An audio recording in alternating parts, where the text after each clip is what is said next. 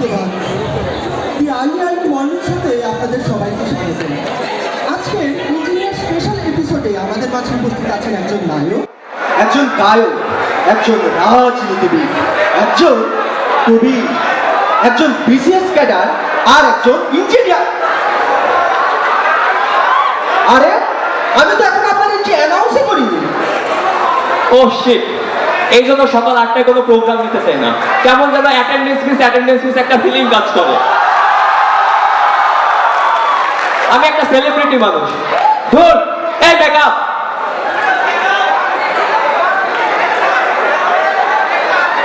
দর্শক, আমি ইঞ্জিনিয়ার জ্যোতির্ময় গোস্বামী প্রভু, আপনাদের এই আর্লি মর্নিং শোয়ের হোস্ট। ডেকে নিচ্ছি আমাদের আজকের শোয়ের প্রথম গেস্ট, প্রখ্যাত চলচ্চিত্র অভিনেতা, দুবার করে জাতীয় চলচ্চিত্র পুরস্কার বিজয়ী, এফডিসি সূর্য সন্তান, চলচ্চিত্র শিল্পী সমিতির সহ সভাপতি, রাজশাহী প্রকৌশল ও প্রযুক্তি বিশ্ববিদ্যালয়ের গর্ব, কৃতি উদ্ভাসিয়ান, ইঞ্জিনিয়ার জনাব শতদল সিকদার। Present sir. আরে প্রক্সি দিতে হবে না, আমি তো আছি। কিন্তু আপনারা প্রক্সি কেন দিচ্ছেন? আপনারা তো ক্লাসে নেই। ও, আমি তো নায়ক।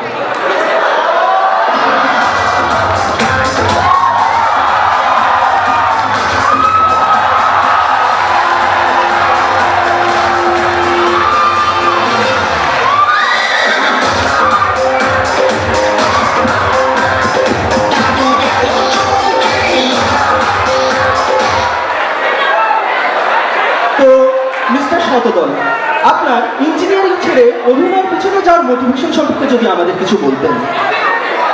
দেখুন, ইঞ্জিনিয়ারিং লাইফ মানে তো একটা অভিনয়।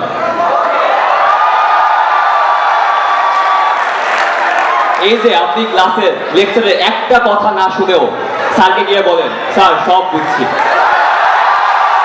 এটা কি অভিনয়? আপনি যখন ম্যাথ মুখস্থ করে এসে খুব ম্যাথ বোঝার ভান করেন, এটা কি অভিনয়? বোর্ড ভাই সরি স্যার, এখন ঠিক মনে পড়ছে না। বুকে হাত থেকে সত্যি কথা বলুন তো, আপনাকে কখনো মনে পড়তো? এটা কি? এই যে আপনি বারবার ল্যাব রিপোর্ট কপি করে স্যারের সামনে গিয়ে যখন বলেন, স্যার এই ল্যাব রিপোর্টটি আমি নিজের হাতে লিখেছি, হাতে, এটা কি? I think I have made my point. অনুষ্ঠানের এই পর্যায়ে আমরা ডেকে নিচ্ছি আমাদের আজকের অনুষ্ঠানের দ্বিতীয় অতিথিকে, রাজনীতিবিদ জনাব চিশতি মাহবুব।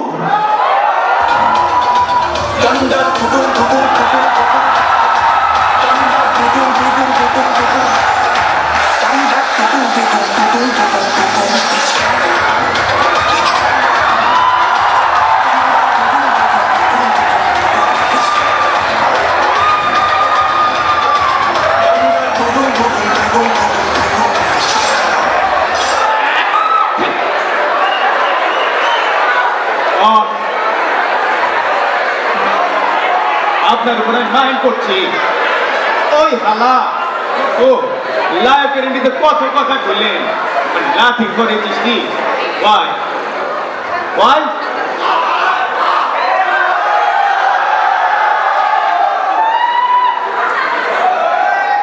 এই চিস্তি ৩৫ বছর যাবৎ রাজনীতির মাঠে নিজের ঘাম ঝরিয়ে যাচ্ছে। স্কুল থেকে কলেজে বুলেটের মেন গেট থেকে আরকির পিছনের গেট, 10তলা বিল্ডিং, ভিসি নাই,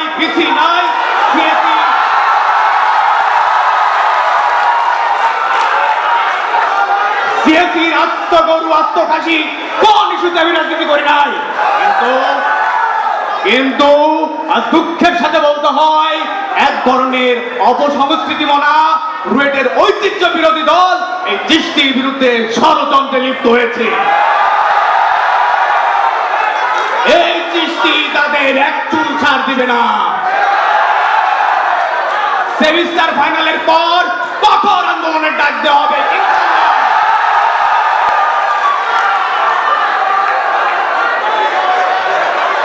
চিশতি সাহেবের মনে হয় লগ এক্সাম চলছে।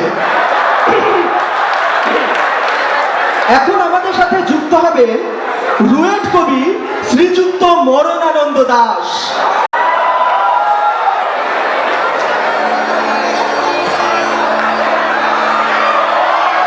হাজার বছর ধরে আমি লগ টানিতেছি জীবনের কথা। একের এক্সাম থেকে 4-2 থিসিসে অনেক ঘুরেছি আমি ক্লিয়ারেন্স নিতে। রুয়েট শিক্ষা শাখা থেকে ফিজিক্সের ল্যাবে সেখানে ছিলাম আমি ক্লান্ত প্রাণ এক। চারিদিকে লগের সমুদ্র সফেন, আমারে দুদণ্ড শান্তি দিয়েছিল রাবির বনলতা সেন।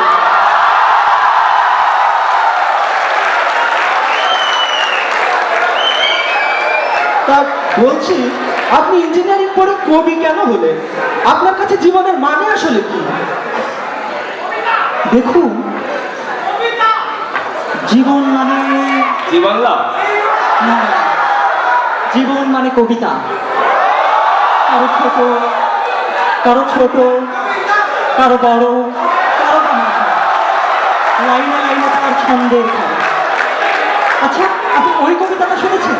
কোন কবিতা?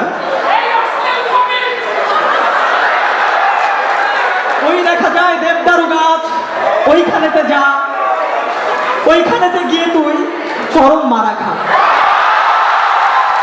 ওরে রুইডিয়াম, তুই খাস কি? আরো লগ চাস কি?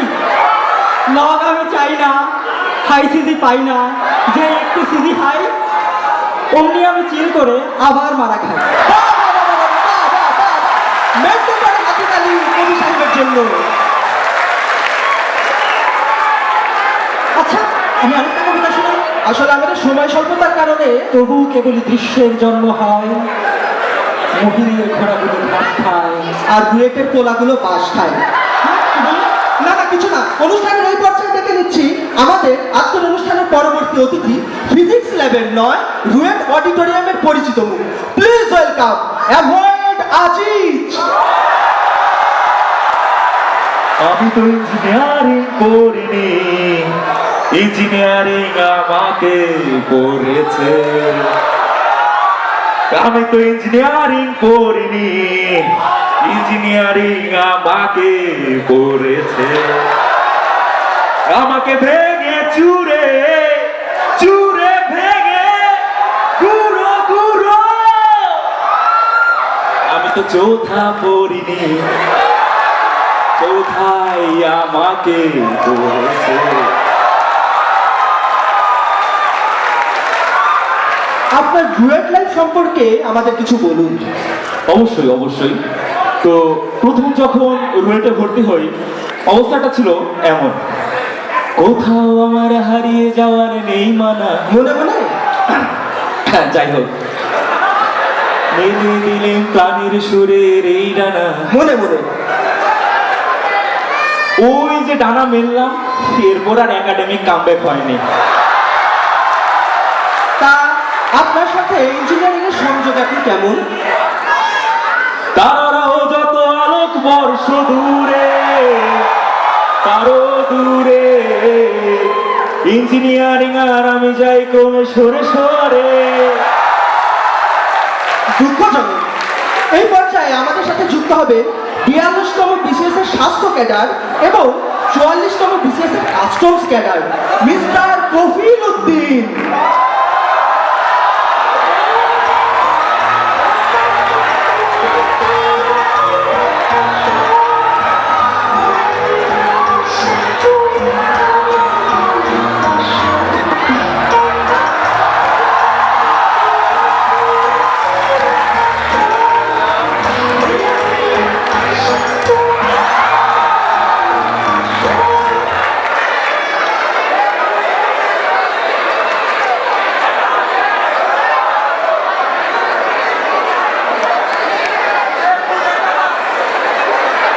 ধন্যবাদ আমাকে এই অনুষ্ঠানে আমন্ত্রণ করার জন্য। আপনাকে অশেষ ধন্যবাদ।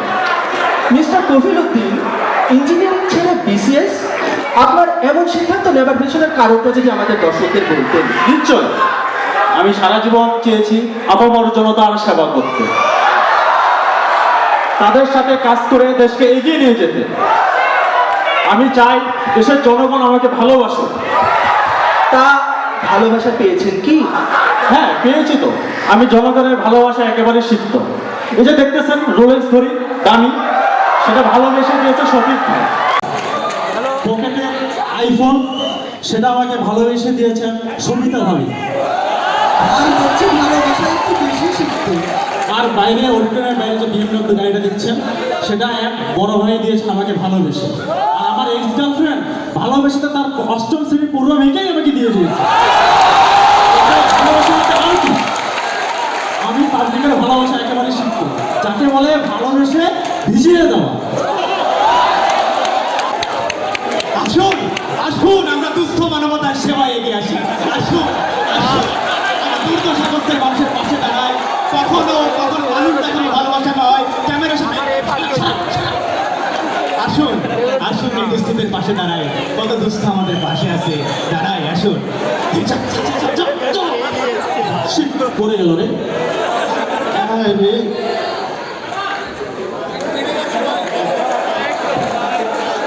এই নাও, এই নাও, এই নাও। 2 টাকা। ভাই আপনি এই 5টি টাকা গ্রহণ করুন। হ্যাঁ, আমি একটা এডুকেটেড পারসন। আচ্ছা ভাই এই 10 টাকা রাখুন। আরে ভাই আপনি একজন ইঞ্জিনিয়ার।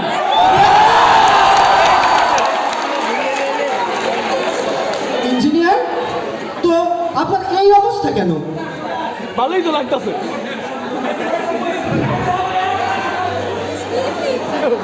ভাই আগে আমি পরিবহন অফিসে চাকরি করতাম। ওই এলাকার চেয়ারম্যানের বিরুদ্ধে আমি দুর্নীতির অভিযোগ আনি। তারপর আমার চাকরি চলে যায়। তার ছেলেমেয়েরা আমাকে মারধর করার পর আজ আমার এই অবস্থা। ভাই আমি ভিখারি নই, এই নেতা আমাকে এখানে ধরে নিয়ে আসছে। মিথ্যে কথা, সব বিরোধী দলের চক্রান্ত। আমি কিছু জানি না, সব বিরোধী দলের চক্রান্ত। না না না না, এ দায় আমি নিতে পারি না।